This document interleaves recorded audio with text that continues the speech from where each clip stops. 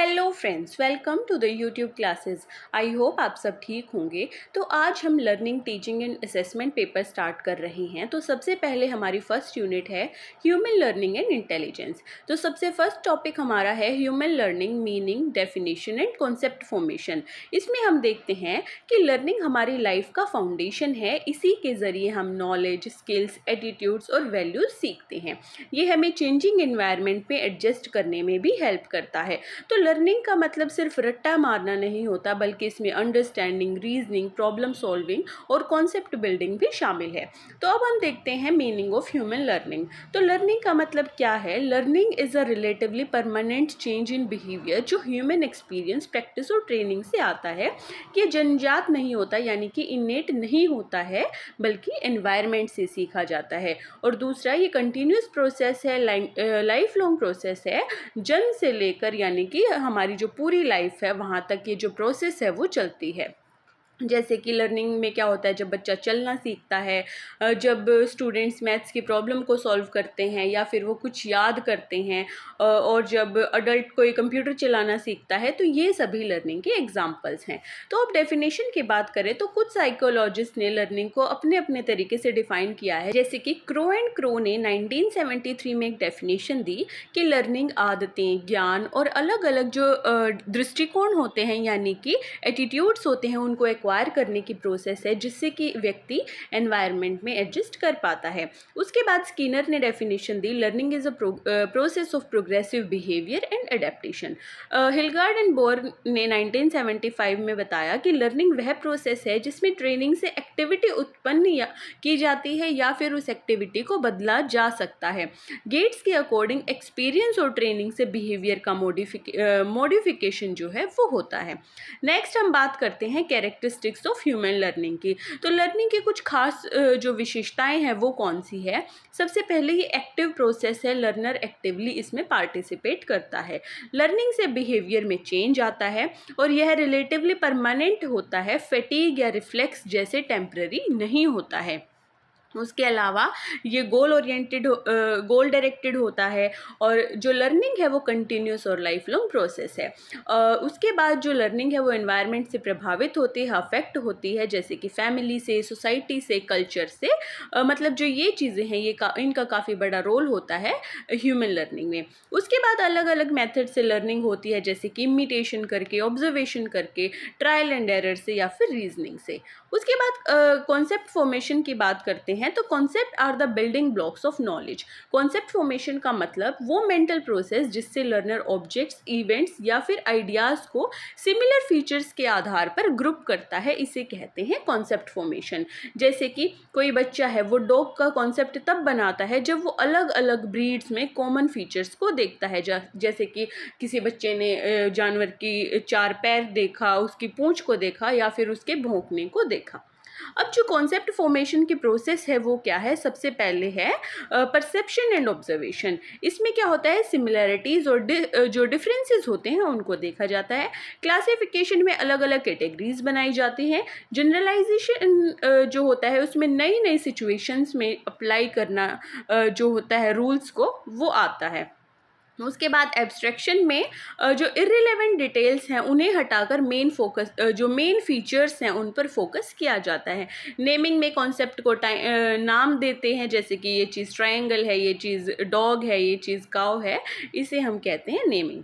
अब जो फैक्टर्स हैं, कौन कौन से जो फैक्टर्स हैं जो कॉन्सेप्ट फॉर्मेशन को अफेक्ट करते हैं? सबसे पहले आता है लर्नर की इंटेलिजेंस, उसके बाद लर्नर की प्रीवियस नॉलेज, टीचिंग मेथड्स और लैंग्वेज डेवलपमेंट, किसी लर्नर का कल्चरल और सोशल जो बैकग्राउंड है, ये सभी वो फैक्टर्स हैं जो कॉन्सेप्ट फॉर्मेशन को अफेक्ट करते हैं। अब एजुकेशनल इम्प्लीकेशंस की बात करें तो सबसे पहले टीचर्स को रोट लर्निंग करने की बजाय एक्टिव लर्निंग पर फोकस करना चाहिए। और उसके अलावा जो कॉन्सेप्ट क्लियर करने के लिए एग्जाम्पल्स और नॉन एग्जाम्पल्स का भी यूज़ करना चाहिए। स्टूडेंट्स को डिस्कशन, प्रॉब्लम सॉल्विंग और प्रोजेक्ट्स में इन्वॉल्व करें ताकि ताकि जो उनकी लर्निंग है वो और भी बेटर की जा सके। उसके अलावा ऑडियो विजुअल एड्स का यूज़ करना, उनको प्रैक्टिस करवाना, रीइंफोर्समेंट देना, ये सभी एजुकेशनल इम्प्लीकेशंस में हम लिख सकते हैं। अब कंक्लूजन में हम बता सकते हैं कि जो ह्यूमन लर्निंग है वो एक डायनेमिक और कंस्ट्रक्टिव प्रोसेस है।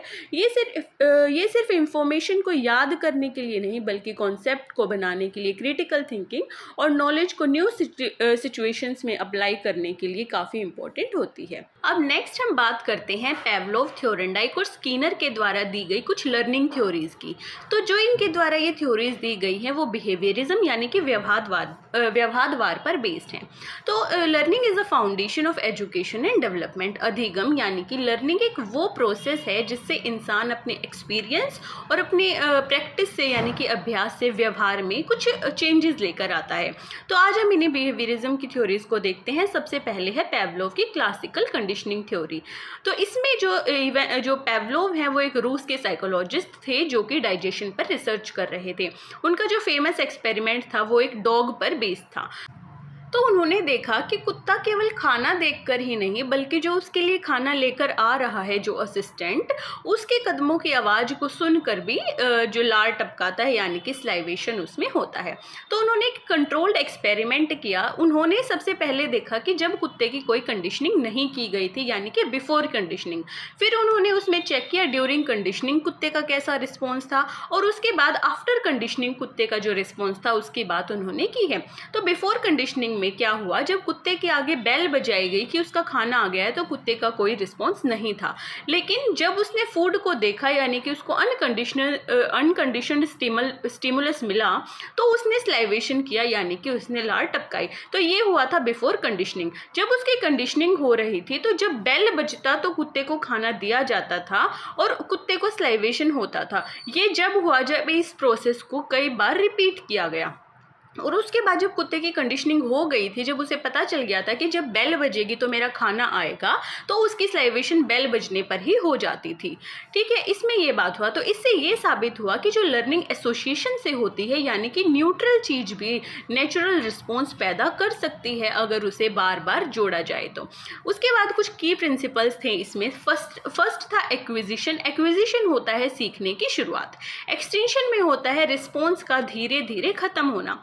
स्पॉन्टेनियस रिकवरी में होता है कुछ समय के बाद रिस्पॉन्स फिर से आना। जनरलाइजेशन में सेम जो वॉइस है, कोई ध्वनि है, उस पर रिस्पॉन्स करना।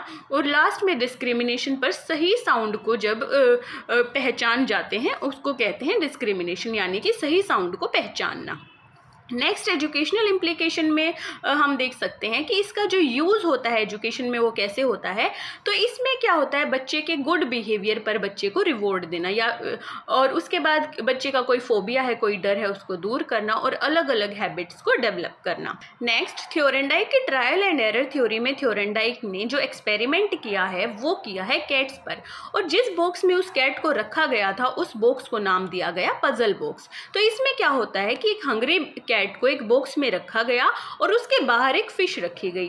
तो स्टार्टिंग में बिल्ली ने कई रैंडम अपनी जो कोशिशें हैं वो की, उन्होंने जंप किया, स्क्रैच किया, लेकिन बिल्ली को फिश नहीं मिली। लेकिन ऐसे ही कोशिश करते करते जो उस बॉक्स के अंदर जो लीवर था वो दब जाता है और जो बॉक्स है उसका गेट खुल जाता है। तो कई ट्रायल्स के बाद बिल्ली जो है जल्दी जल्दी उस लीवर को दबाने लगती है। तो इससे जो क्या है, जो बॉक्स है वो खुल जाता और जो बिल्ली है उस फिश को खा लेती। तो इस पर थॉर्नडाइक ने कहा कि लर्निंग ट्रायल एंड एरर से होती है यानी कि कोशिश करने से और बार बार गलतियां करने से। तो इसके बाद इसमें उन्होंने 3 लॉज की बात की है, law of readiness, law of exercise, law of effect. तो लॉ ऑफ रीडीनेस जो है इसमें ये होता है कि जब लर्नर तैयार होता है तो लर्निंग तेज़ी से होती है, कि जब लर्नर को ये होता है कि हाँ भैया मुझे कुछ सीखना है तो उसमें जो लर्निंग प्रोसेस है वो थोड़ी फास्ट हो जाती है। लॉ ऑफ एक्सरसाइज में होता है कि जो प्रैक्टिस होती हैं वो कनेक्शंस को और स्ट्रॉन्ग करता है।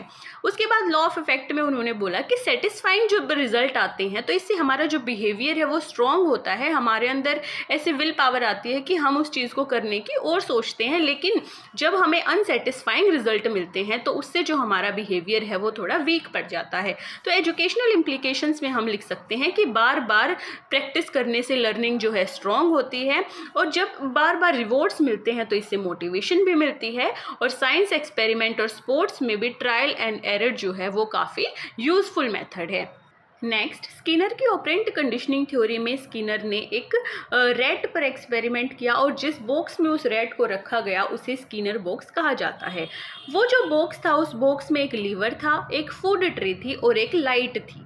इससे क्या होता था, जब भूखे चूहे को उस बॉक्स में रखा गया तो चूहा भूख के मारे उछल कूद करता, जिससे कि जो लीवर है वो प्रेस हो जाता।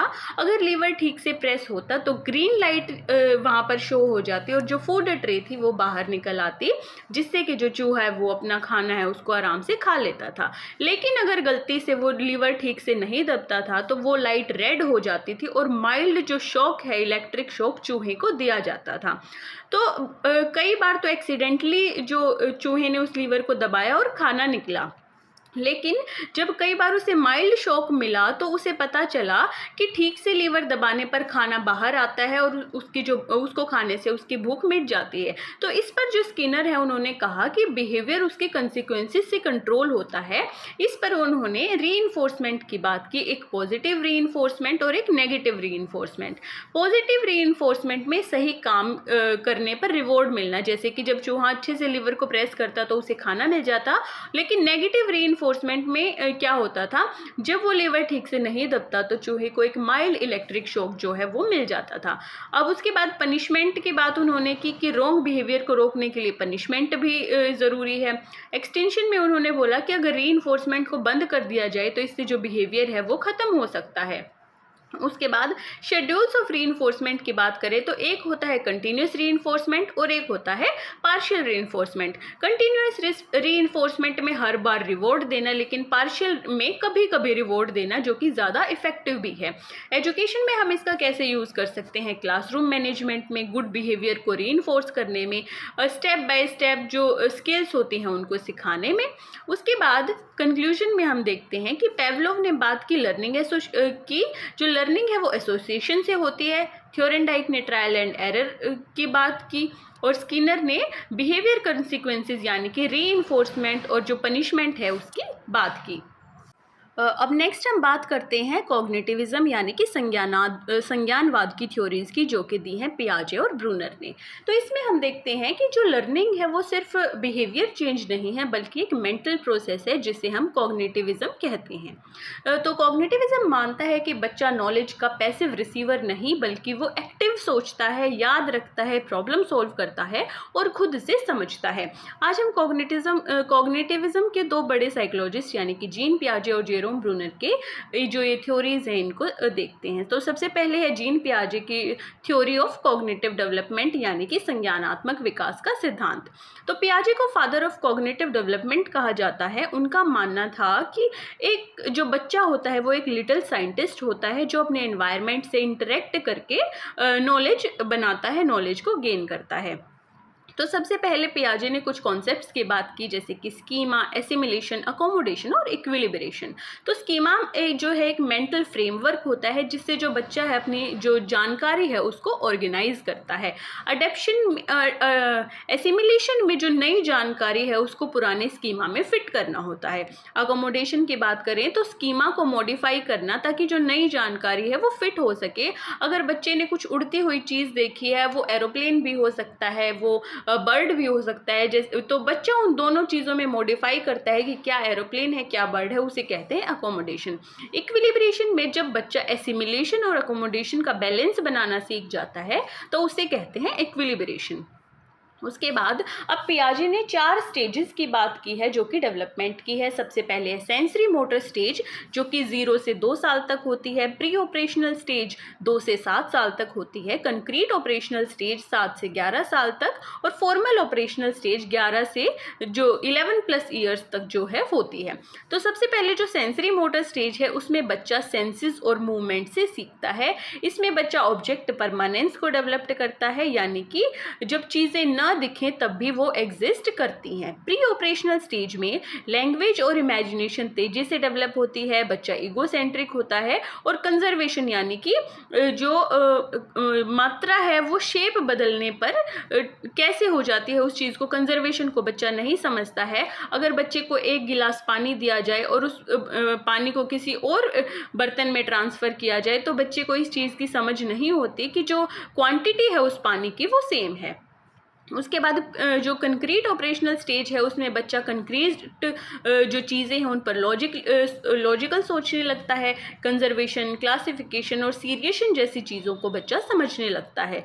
फॉर्मल ऑपरेशनल स्टेज में बच्चा एब्स्ट्रैक्ट और हाइपोथेटिकल सोच को डेवलप करता है। कॉम्प्लेक्स प्रॉब्लम्स लॉजिकली जो कॉम्प्लेक्स प्रॉब्लम होती हैं उनको लॉजिकली सॉल्व कर सकता है। तो इसके एजुकेशनल इम्प्लीकेशंस की बात करें तो टीचिंग हमेशा बच्चे की डेवलपमेंटल स्टेज के अनुसार ही होनी चाहिए। दूसरी बात है, हैंड्स ऑन एक्टिविटीज़ और रियल लाइफ एग्जांपल से जो लर्निंग है वो और भी ज़्यादा स्ट्रॉन्ग होती है, तो इसे बच्चों की जो एजुकेशन है उसमें इम्प्लीमेंट करना चाहिए। ग्रुप वर्क और पीयर इंटरेक्शन से जो कॉग्निटिव ग्रोथ है वो काफ़ी स्ट्रॉन्ग बनती है। उसके बाद जो रीजनिंग और प्रॉब्लम सॉल्विंग है उस पर भी जो जोर है वो देना चाहिए। अब जेरोम ब्रूनर की थ्योरी ऑफ कॉग्निटिव डेवलपमेंट की हम बात करें तो ब्रूनर का मानना था कि लर्निंग एक एक्टिव प्रोसेस है, तो बच्चा पहले से जानता है, उसी पर बेस बनाकर जो बच्चा है वो नई नॉलेज को कंस्ट्रक्ट करता है। यानी कि इसमें ये होता है कि अगर बच्चे के पास कोई जानकारी पहले से है तो वो उसको पहले बेस बनाएगा और नई नॉलेज को उसी के बेस पर कंस्ट्रक्ट करेगा।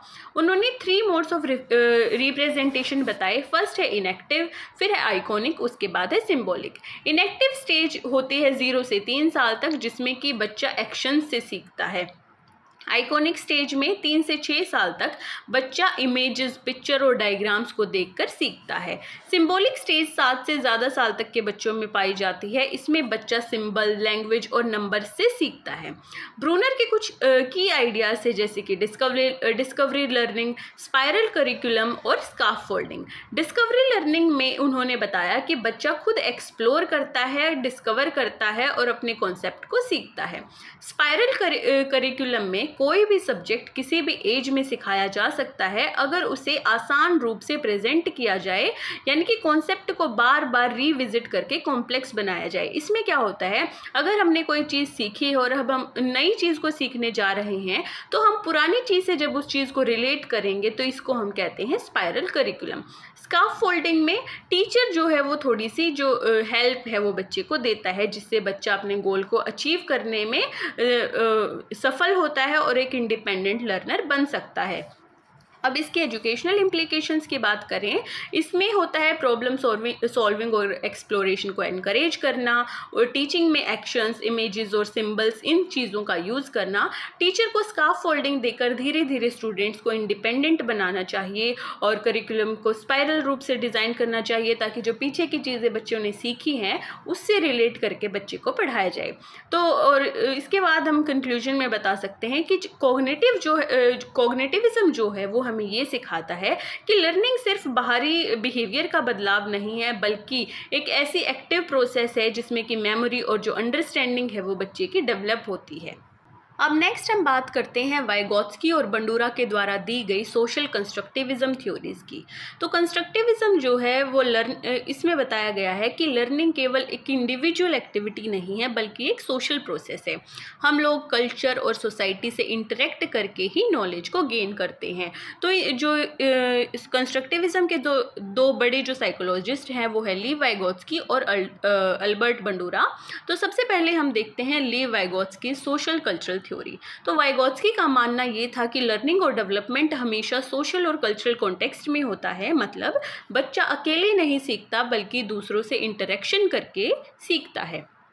तो उन्होंने कुछ की कॉन्सेप्ट्स की बात की है। सबसे पहले है मोर नॉलेजेबल अदर, यानी कि MKO। MKO वो व्यक्ति है जिसके पास ज़्यादा नॉलेज है या फिर ज़्यादा स्किल है, जैसे कि टीचर, पेरेंट्स या फिर पीयर ग्रुप में से भी कोई हो सकता है।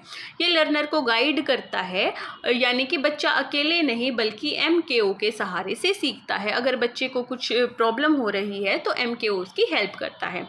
उसके बाद जोन ऑफ प्रॉक्सिमल डेवलपमेंट यानी कि ZPD में होता है। ये वो गैप है जो बच्चा अकेले नहीं फिल कर सकता, किसी के सहारे से करता है। जो बेस्ट लर्निंग है वो ZPD यानी कि जोन ऑफ प्रॉक्सिमल डेवलपमेंट में ही होती है। स्काफ फोल्डिंग की हम बात करें तो MKO अस्थायी सपोर्ट देता है इसमें, यानी कि जो जब बच्चा किसी चीज़ में अटक जाता है, उससे कोई चीज़ नहीं होती है, तो जब MKO उस बच्चे को सपोर्ट देता है तो इसे कहते हैं स्काफ फोल्डिंग। और जब बच्चे को इस चीज़ की नीड नहीं होती तो इस सपोर्ट को हटा लिया जाता है। तो बच्चे को जब नीड होती है तो एक छोटा सा जो सपोर्ट बच्चे को दिया जाता है वही होती है स्काफ फोल्डिंग। उसके बाद है language as a tool of thought. तो वाइगोत्स्की ने लैंग्वेज को सोच का एक मेन टूल माना। उन्होंने बोला कि बच्चे अक्सर अपनी सेल्फ टॉक यानी कि प्राइवेट स्पीच करते हैं, और जो उनकी एक्शंस को कंट्रोल करने में और प्लान करने में हेल्प करता है। एजुकेशनल इम्प्लीकेशंस की बात करें तो टीचर को कोलैबोरेटिव लर्निंग को प्रमोट करना चाहिए। Group discussion, peer tutoring, cooperative project, ये सभी जो है काफ़ी इंपॉर्टेंट होते हैं। स्काफ फोल्डिंग जो मेथड है वो यूज़ करना चाहिए। क्लासरूम में डायलॉग और क्वेश्चनिंग को एनकरेज करना चाहिए। करिकुलम को भी हमेशा सोशल और कल्चरल कॉन्टेक्स्ट से जोड़ कर रखना चाहिए। अब अल्बर्ट बंडूरा की बात करें तो बंडूरा का कहना था कि बच्चा केवल अपने अनुभव से नहीं बल्कि दूसरों को देखकर भी सीखता है, इसीलिए उनकी थ्योरी को ऑब्जर्वेशनल लर्निंग थ्योरी या फिर मॉडलिंग थ्योरी कहा जाता है। उन्होंने एक बोबोडोल एक्सपेरिमेंट किया जिसमें क्या हुआ, बच्चों के फिल्म दिखाई गई जिसमें अडल्ट्स ने बोबोडोल को खूब मारा पीटा, उन्होंने उसको खूब मारना पीटना शुरू किया, तो बच्चों ने उसी एक्शन को इनेट किया। तो इससे साबित हुआ कि जो बच्चे होते हैं वो दूसरों को देखकर भी बिहेवियर सीखते हैं, भले ही उन्हें जो डायरेक्ट रिवॉर्ड है उससे मिले या फिर ना मिले, उन्हें वो जो देखते हैं वो उसको सीखते हैं। तो उन्होंने सबसे पहले बात की ऑब्जर्वेशनल लर्निंग की, मॉडलिंग की। तो learning by watching others, models हो सकते हैं पेरेंट्स, टीचर्स या फिर पीयर ग्रुप या फिर कोई मीडिया। अब जो प्रोसेस है ऑब्जर्वेशनल लर्निंग की वो क्या होती है, सबसे पहले अटेंशन होता है जिसमें बच्चा मॉडल को ध्यान से देखता है, और रिटेंशन में होता है बच्चा उस देखी हुई चीज़ को याद करता है। रिप्रोडक्शन में होता है अपने बिहेवियर से उस चीज़ को बार बार रिपीट करता है। मोटिवेशन पर होता है अगर उससे उसको रिवॉर्ड या फिर अप्रिशिएशन मिलता है तो बार बार वो उस चीज़ को रिपीट करता है। उसके बाद विकेरियस रीइंफोर्समेंट में दूसरों को रिवॉर्ड या फिर पनिशमेंट पाते देखकर भी बच्चा इन्फ्लुएंस हो सकता है। रेसिप्रोकल डिटर्मिनिज्म में बंडूरा ने ये कहा कि बिहेवियर, पर्सन और एनवायरनमेंट, ये सभी जो तीनों चीज़ें हैं, पर्सन, एनवायरनमेंट और बिहेवियर, ये तीनों चीज़ें आपस में इंटरेक्ट करती है। एजुकेशनल इम्प्लीकेशंस में टीचर्स को हमेशा पॉजिटिव रोल मॉडल बनना चाहिए।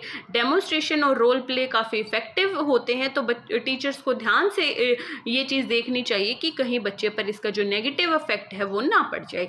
पीयर मॉडलिंग से भी जो स्टूडेंट है वो काफ़ी मोटिवेट होते हैं, तो ये सभी क्लास में होना चाहिए। गुड और बैड बिहेवियर के कंसिक्वेंसेस को भी हाईलाइट करना चाहिए, और मीडिया और टेक्नोलॉजी का सही यूज़ करना चाहिए। अब नेक्स्ट हम बात करते हैं इंटेलिजेंस की, जिसमें सबसे पहले हम इंटेलिजेंस का कॉन्सेप्ट और डेफिनेशन को देखेंगे। उसके बाद इंटेलिजेंस की कुछ थ्योरीज की हम बात करेंगे। तो सबसे पहले हम देखते हैं कि इंटेलिजेंस क्या होता है। तो इंटेलिजेंस को अगर हम सिंपल वर्ड्स में बोले तो नई चीज़ों को सीखना, अपने अलग अलग परिस्थितियों के अनुसार खुद को अडेप्ट करना, लॉजिकली सोचना, प्रॉब्लम्स को सोल्व करना, और अपनी जो नॉलेज है उसको इफेक्टिवली यूज़ करना अपनी लाइफ में, उसी कैपेसिटी को हम कहते हैं इंटेलिजेंस।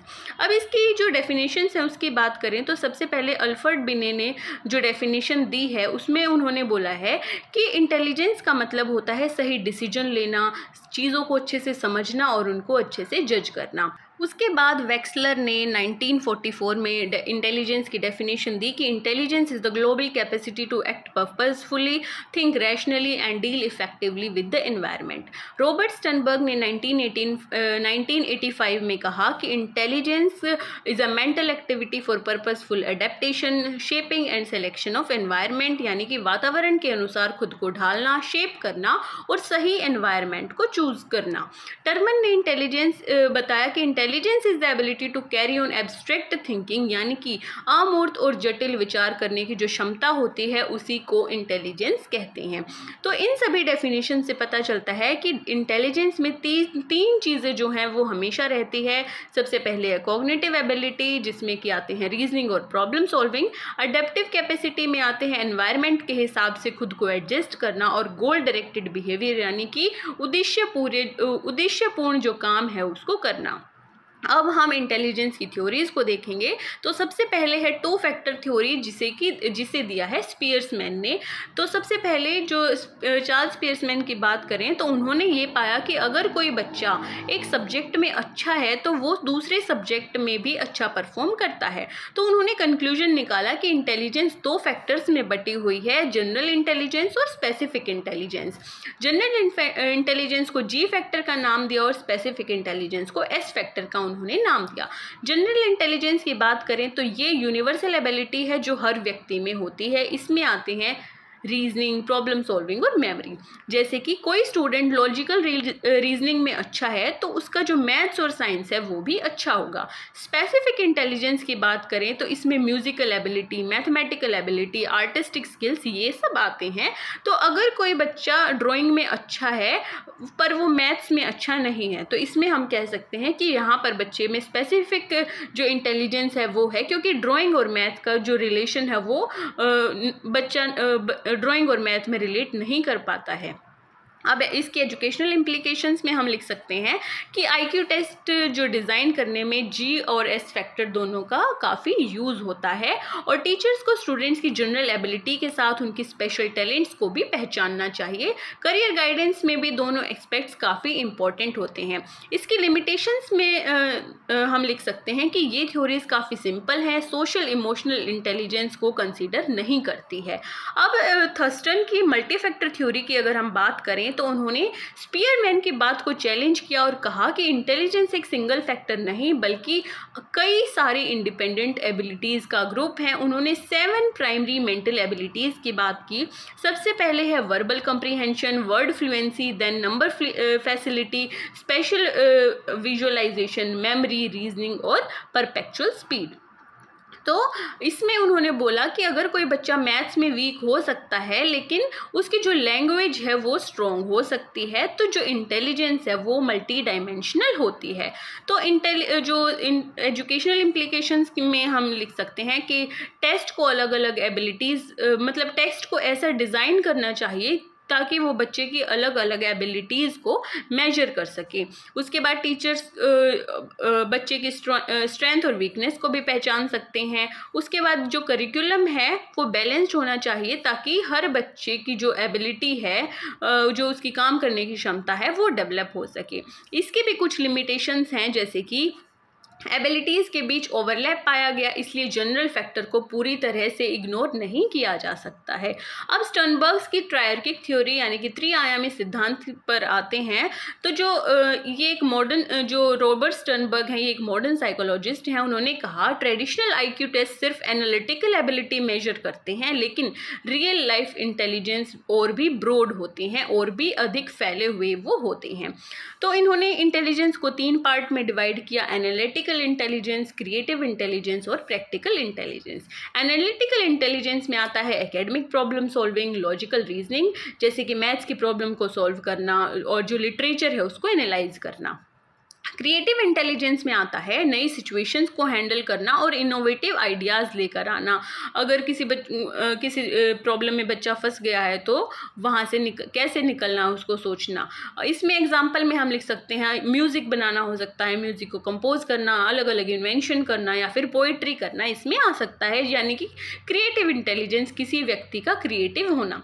प्रैक्टिकल इंटेलिजेंस में real life adaptation, street smart behaviour जैसे कि नेगोशिएशन करना, डिसीजन मेकिंग और लीडरशिप क्वालिटीज़ जो प्रैक्टिकल इंटेलिजेंस के एग्जांपल्स होते हैं। एजुकेशनल इम्प्लीकेशंस में लिख सकते हैं स्कूल्स को केवल मार्क्स या फिर एकेडमिक सक्सेस पर फोकस नहीं करना चाहिए। अगर बच्चा एकेडमिक्स में अच्छा नहीं है तो वो किसी और चीज़ में अच्छा हो सकता है।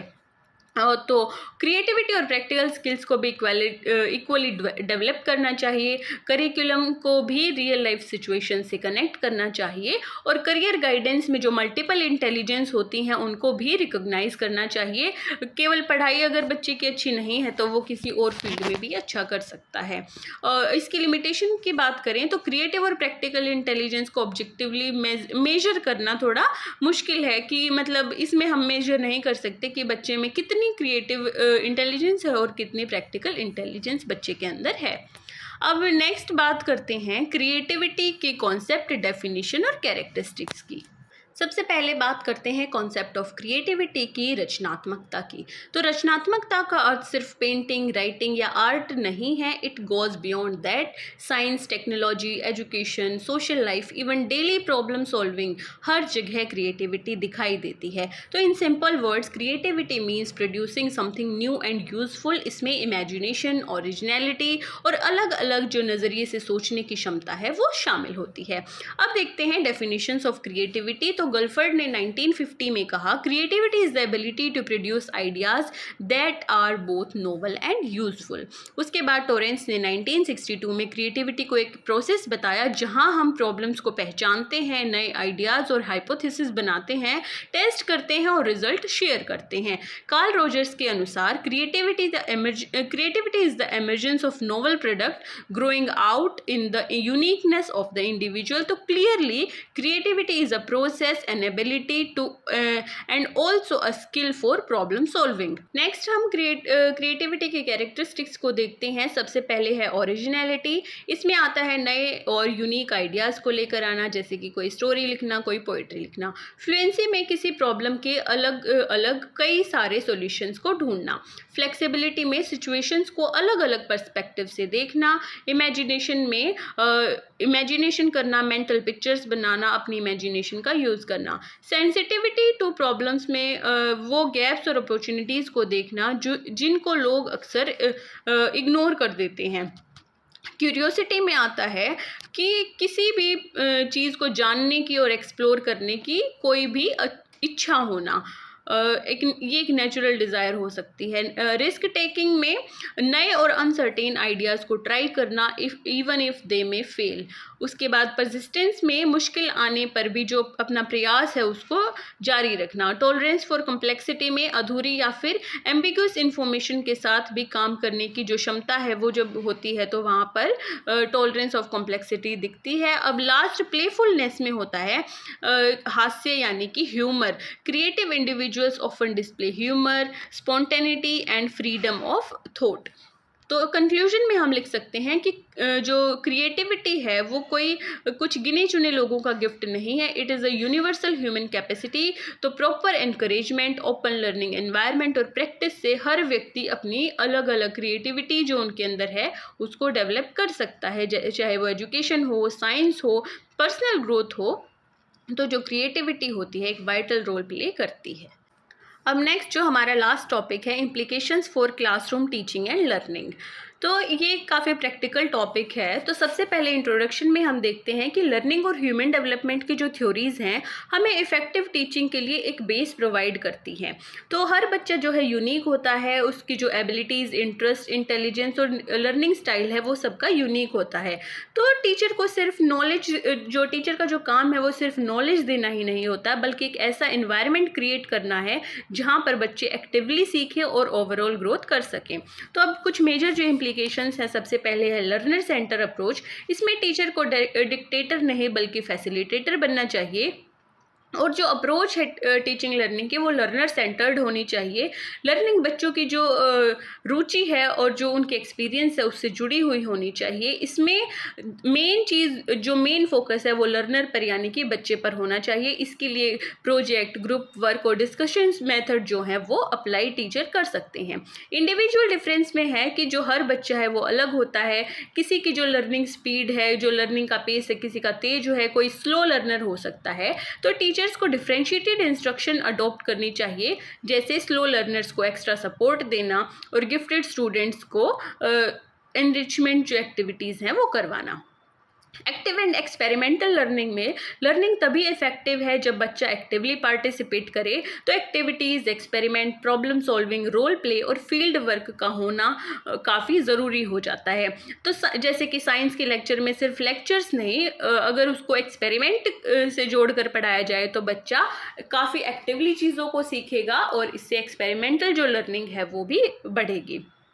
कंस्ट्रक्टिविस्ट जो प्रैक्टिस है उसकी बात करें तो पियाजे, वाइगोत्स्की और ब्रूनर के अकॉर्डिंग लर्निंग एक एक्टिव कंस्ट्रक्शन है, प्रोसेस है। तो क्लासरूम में क्वेश्चनिंग, एक्सप्लोरेशन, डिस्कवरी, इन सबको इनकरेज करना चाहिए। उसके बाद कोलैबोरेटिव लर्निंग में, नॉलेज कंस्ट्रक्शन में सोशल इंटरेक्शन का होना काफ़ी इंपॉर्टेंट है। तो डिबेट्स, पीयर ट्यूटरिंग और कोऑपरेटिव टास्क जो है ये सब प्रमोट टीचर्स कर सकते हैं।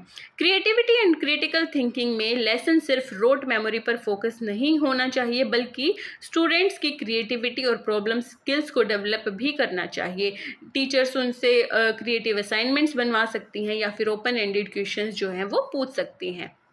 अब इमोशनल एंड सोशल डेवलपमेंट में पॉजिटिव क्लासरूम क्लाइमेट लर्निंग को एनहेंस करता है। तो रिस्पेक्ट, एम्पैथी और कोऑपरेशन को बढ़ावा देना चाहिए टीचर को किसी भी क्लास में, जैसे कि टीम वर्क को एनकरेज करना, बच्चे की जो अचीवमेंट्स हैं उनको रिकॉग्नाइज कराना, बच्चों को हर बार सपोर्ट करना, उनको टाइम टू टाइम मोटिवेट करते रहना। इंक्लूसिव एजुकेशन में क्लासरूम की जो डाइवर्सिटी होती है वो नेचुरल होती है। किसी बच्चे में डिसेबिलिटी देखने को मिल सकती है, क्लास में बच्चों का जेंडर अलग हो सकता है, कल्चर अलग हो सकता है। तो टीचर्स को यूनिवर्सल डिज़ाइन फॉर लर्निंग यानी कि जो यूडीएल है उसको फॉलो करना चाहिए और जो ऐसी कुछ अप्रोचेस यूज़ करनी चाहिए ताकि हर जो बच्चा क्लास का है वो किसी भी टास्क में इन्वॉल्व हो सके, उसको ये ना लगे कि हम क्लास से थोड़े अलग हैं। Use of technology and multimedia में टीचर्स को टीचिंग लर्निंग प्रोसेस के टाइम पर स्मार्ट बोर्ड, वीडियोस और ई लर्निंग प्लेटफॉर्म्स को भी काफ़ी यूज़ करना चाहिए ताकि जो बच्चों का इंटरेस्ट है वो बढ़े, बच्चे काफ़ी इंगेज हो जाएं वो एक्टिविटी करने में। लास्ट में कंटिन्यूस असेसमेंट होनी चाहिए। असेसमेंट फाइनल एग्ज़ाम्स तक ही नहीं बल्कि रेगुलर होनी चाहिए।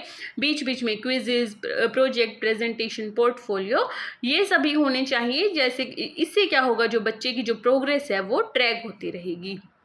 तो कंक्लूजन में हम लिख सकते हैं कि क्लासरूम में एक ऐसा डायनेमिक एनवायरनमेंट होना चाहिए जहां पर बच्चे एक्टिवली पार्टिसिपेट करें, कोलैबोरेट करें, अपनी नॉलेज को कंस्ट्रक्ट करें। तो टीचर का रोल भी केवल इन्फॉर्मेशन देना नहीं होना चाहिए बल्कि बच्चों को गाइड करना, उनको सपोर्ट करना और उनको इंस्पायर करना भी होना चाहिए।